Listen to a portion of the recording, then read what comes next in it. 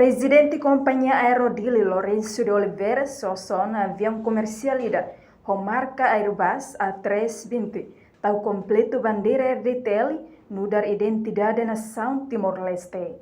Terça-feira semana ne, Loron Ronolo Racing ida fulang março, tinan rehan rua Ronolo Racing tolo, Presidente Companhia Privado Aerodile Lourenço de Oliveira, jornalista televisão Timor-Post explica quando vai processo sossa avião, no recruta para mugari, inclui piloto, avião refere. Tu irmã acompanha mutu declaração completo, Russi Presidente Companhia Aerodile. Primeiro kita hati dulu sih nama avião. Depois, harus kalau saya piloto dulu. Depois de danem, aku namanya tahu saya começou o avião aqui, kurang tina 5. Depois eu entrei com o avião, satu avião.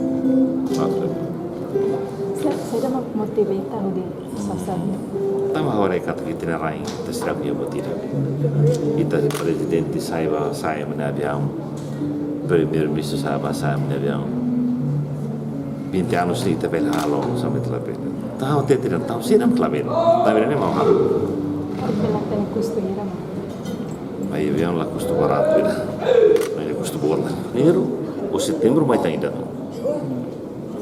Commercial flight mas ada senda orsi. Commercial flight. Ini apa commercial flight? Pensa pramugari sudah antes. Sehingga kan pemesan antes. Pramugari agora já o ya sistema ya poinnya ensiro Airbus ensiro. Timor sabe que é Airbus. Então foi telemania. Harus ke flight ini sekolah.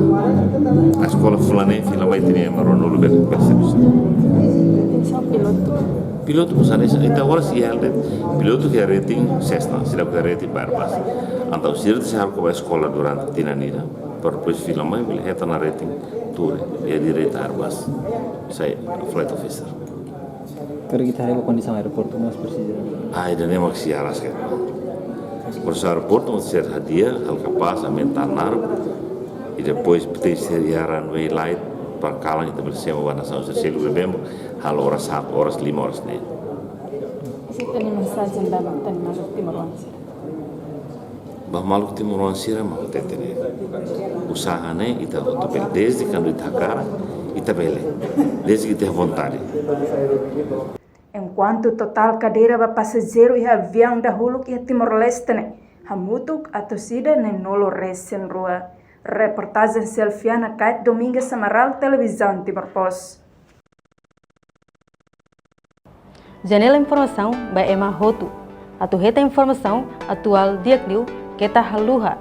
Haneham botão subscribe, like, halo comentário no fahet tutang ba media sosial Hotu.